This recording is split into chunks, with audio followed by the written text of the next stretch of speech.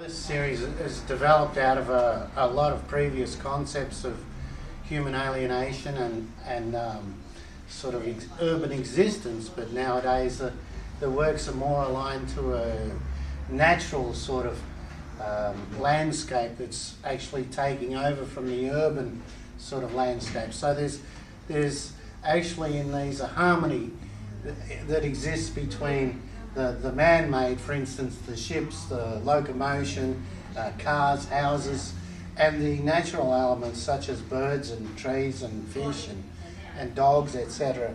So it's sort of as the pieces within the canvas interlock, so the concept interlocks between human elements, man-made elements and natural elements. So there's a harmony existing there.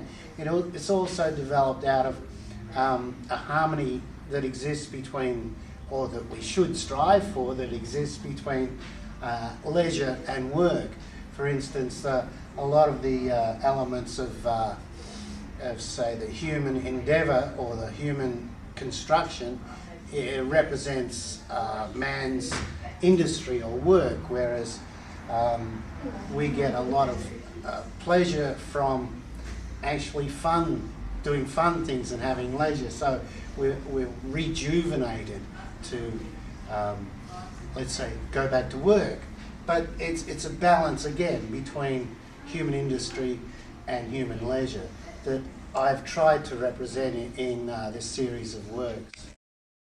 What I basically do is I start off with a blank canvas and I totally go across the canvas in a different transparent sort of, you might call them washes, I suppose, that are very light in pigment. For instance, this layer here is like a pinkish yellowish, and yet this is an orangey sort of. So the whole canvas is actually coated in different layers of transparent colours.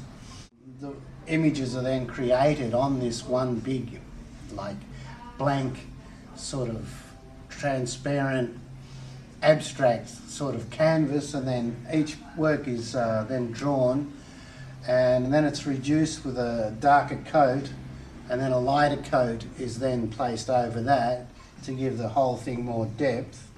And then beyond that, some colours may not fit, so then a lot of detail is then added to create more a sense of comprehension, I suppose. And these works are all drawn or painted so that they're all interlocking in terms of graphic space, positive and negative space.